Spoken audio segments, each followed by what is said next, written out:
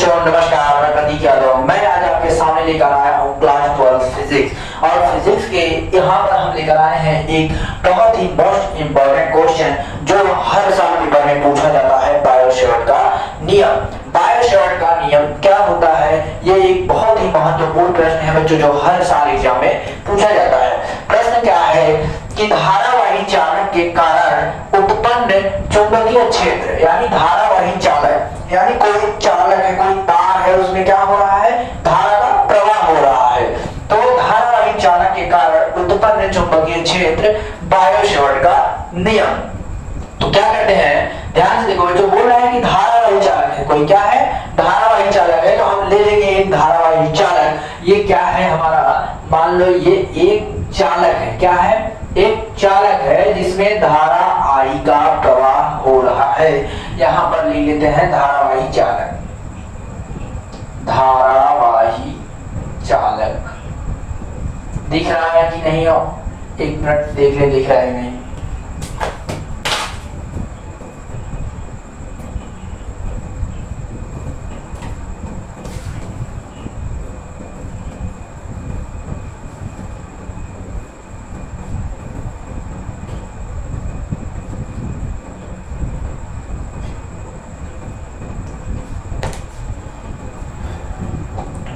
Hello,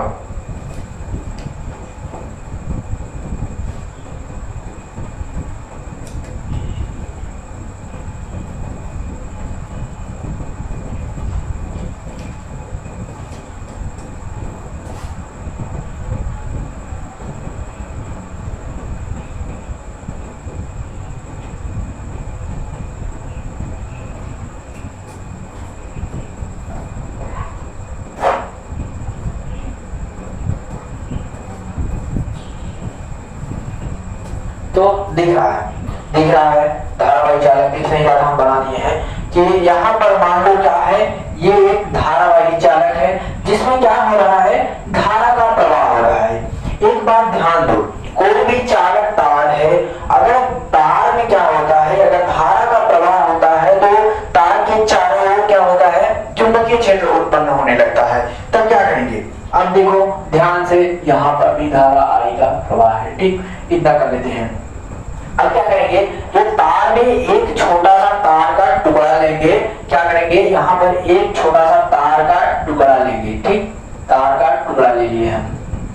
अब क्या करेंगे, ध्यान से देखो, ये जो तार है हमने यहाँ पर एक छोटा सा टुकड़ा लिया है, तो यहाँ पर क्या हो जाएगा, डेल या डीएल लिखो या डेल एल लिखो, ठीक, या डेल एल लिखो, डेल एल, ठीक।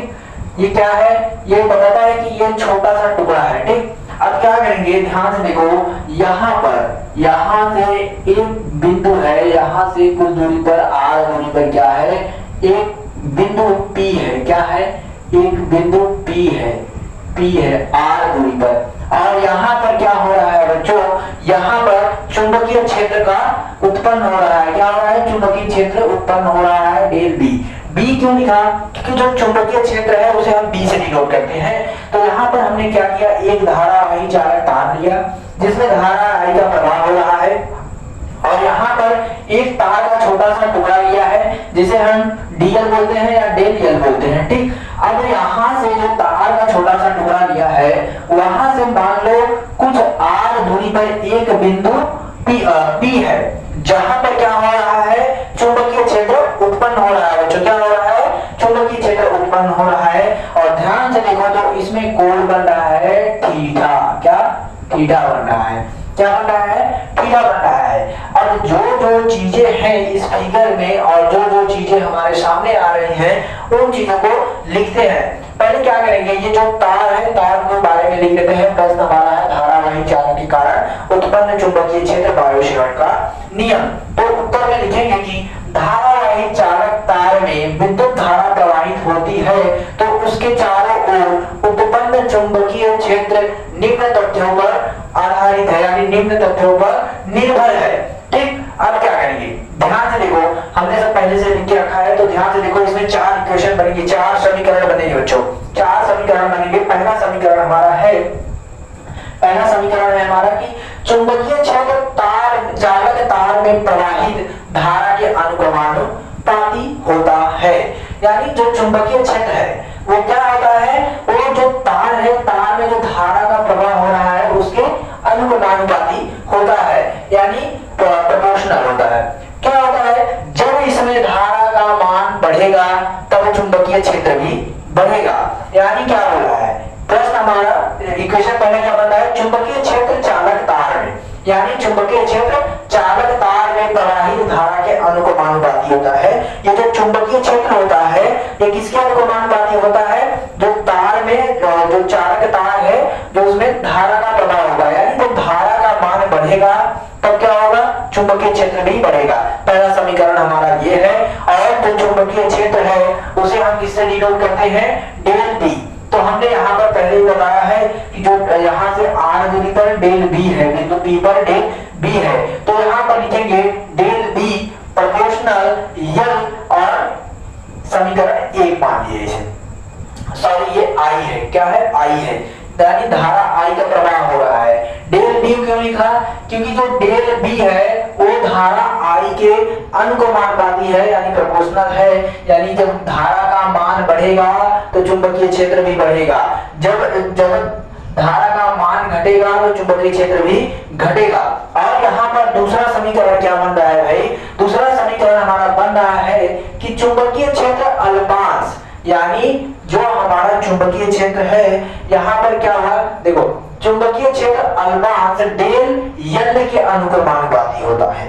यानी जो चुंबकीय क्षेत्र है वो किसके अनुक्रमानुपाती होता है, डीएल, यानी डेल यल के अनुक्रमानुपाती होता है। ये जो हमने तार में एक छोटा सा टुकड़ा लिया है, अगर इसका मान बढ़ाएंगे तो चुंबकीय क्षेत्र भी बढ़ेगा, और इसका मान घटाएंगे तो चुंबकीय क्षेत्र घटेगा। यानी क्या है, ये जो चुंबकीय क्षेत्र है वो अल्पांश डीएल के अनुक्रमानुपाती होता है, डीएल के अनुक्रमानुपाती होता है। ये जो डीएल है छोटा सा टुकड़ा, ये जब ये बढ़ेगा, ये इसका मान बढ़ाएंगे, ये टुकड़ा बड़ा करेंगे तो चुंबकीय क्षेत्र भी बढ़ेगा, जब इसका मान घटाएंगे तब चुंबकीय क्षेत्र घटेगा। तो ये क्या है, अनुक्रमानुपाती है। तो दूसरा इक्वेशन क्या बन रहा है भाई, कि डेल बी अनुक्रमानुपाती यानी प्रोपोर्शनल डेल यल, और इसे समीकरण 2 मान लेते हैं। यहां तक समझ में आया। तीसरा समीकरण क्या बन रहा है कि उत्पन्न चुंबकीय क्षेत्र अल्पांश बिंदु, यानी क्या बोल रहा है, उत्पन्न चुंबकीय क्षेत्र अल्पांश बिंदु P तक मिलाने वाली रेखा, क्या बोल रहा है, ध्यान से देखो, जो उत्पन्न चुंबकीय क्षेत्र है अल्पांश बिंदु P, अल्पांश बिंदु P तक मिलाने वाली, यानी जो यहाँ से यहाँ तक जो रेखा मिला रही है, ठीक है, मिला रही है, मिलाने वाली रेखा तथा अल्पांश के बीच बने कोण की ज्या साइन के अनुक्रमानुपाती होता है। ध्यान से देखो, क्या तीसरा क्या बना हमारा, तीसरा समीकरण हमारा है कि उत्पन्न चुंबकीय क्षेत्र, यानी जो चुंबकीय क्षेत्र उत्पन्न हो रहा है वो अल्पांश बिंदु P, जो अल्पांश बिंदु P है, यहाँ पर अल्पांश बिंदु P तक मिलाने वाली रेखा, यानी यहाँ से यहाँ तक मिलाने वाली रेखा तथा अल्पांश के बीच, अल्पांश यहाँ इसके बीच जो कोण बनता है साइन, ये क्या होता है, इसके अनुक्रमानुपाती होता है। ठीक, तब यहाँ पर क्या बनेगा, डेल बी और प्रोपोर्शनल साइन थीटा, यानी क्या, डेल बी, जब चुंबकीय क्षेत्र बढ़ेगा तो ये जो साइन थीटा है ये भी बढ़ेगा। क्या होगा, जब चुंबकीय क्षेत्र बढ़ेगा तो साइन थीटा भी बढ़ेगा, ठीक, यानी कोण भी बढ़ेगा। और चौथा समीकरण हमारा क्या है, चौथा समीकरण हमारा क्या बन रहा है कि चुंबकीय क्षेत्र P तथा अल्पांश के बीच की दूरी के वर्ग के व्युत्क्रमानुपाती होता है। यानी जो चुंबकीय क्षेत्र है वो बिंदु P तथा अल्पांश के बीच की दूरी, यानी क्या जो चुंबकीय क्षेत्र है, क्या है, चुंबकीय क्षेत्र P है, यानी जो चुंबकीय क्षेत्र जहां उत्पन्न हो रही है डेल B, ये क्या है, बिंदु P है तथा अल्पांश के बीच, यानी अल्पांश के बीच की दूरी के वर्ग के व्युत्क्रमानुपाती होता है। यहाँ पर क्या हो जाएगा, डेल बी प्रोपोर्शनल r अपान 1/r स्क्वायर। ये इसकी बात हो रही है कि जो हमने यहाँ पर लिया है, जो रेखा है, जब क्या होगा, यहां पर क्या होगा, एक बढ़ेगा तो एक घटेगा, ठीक है, एक बढ़ेगा तो एक घटेगा, तो डेल बी और प्रोपोर्शनल 1/r स्क्वायर, इसे हम क्या करेंगे, समीकरण 4 मान लेंगे।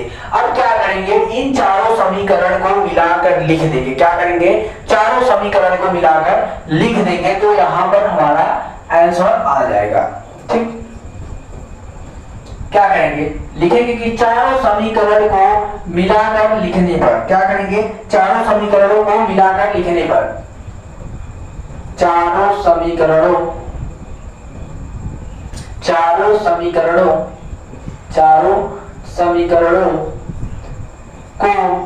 मिलाकर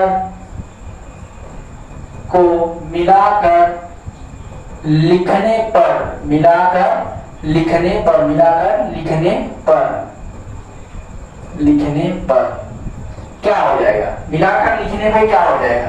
अब ध्यान से देखो क्या हो जाएगा, ये क्या है, सब में देखो बच्चों, सब में डेल बी है यानी चुंबकीय क्षेत्र है, यहाँ पर चुंबकीय क्षेत्र है, ये धारा आई है यानी धारा आई का मान बढ़ता है तो चुंबकीय क्षेत्र भी बढ़ता है, और यहाँ पर भी क्या है, डेल यल है, ये डेल यल है, ये किसके अनुपाती है, डेल बी के, यानी जो डेल यल है और तार का छोटा सा टुकड़ा है, अगर वो बढ़ेगा तो चुंबकीय क्षेत्र भी बढ़ेगा, और यहाँ पर क्या है, साइन थीटा है, यानी जब चुंबकीय क्षेत्र बढ़ेगा तो साइन थीटा भी बढ़ेगा, और ये क्या है, del B proportional 1/r square तथा यानी जो बिंदु बी है तथा अलमांस के बीच की दूरी के वर्ग के व्युत्क्रमानुपाती होता है, यानी एक बढ़ेगा एक घटेगा। ठीक, इतना समझ में आया। अब क्या करेंगे, देखो इसमें भी डेल बी है, इसमें भी डेल बी है, इसमें भी डेल बी है, इसमें भी डेल बी है, तो क्या करेंगे, डेल बी को हम क्या करेंगे, मान लेंगे, क्या करेंगे, डेल बी हो जाएगा, तब डेल बी। अब क्या करेंगे, डेल बी है और क्या है, इनटू में, अब देखो, अब सभी समीकरणों को लिखना है, सभी समीकरणों में से इसमें आई है, इसमें डेल यल है, इसमें साइन थीटा है, इसमें 1/r स्क्वायर है, तब हमारा क्या हो जाएगा, ये डेल बी और प्रोपोर्शनल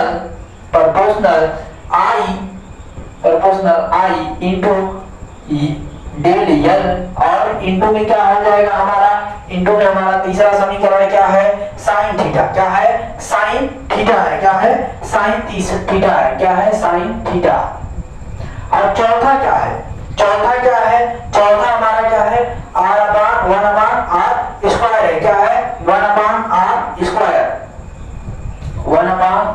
स्क्वायर। ठीक, इतना समझ में आया।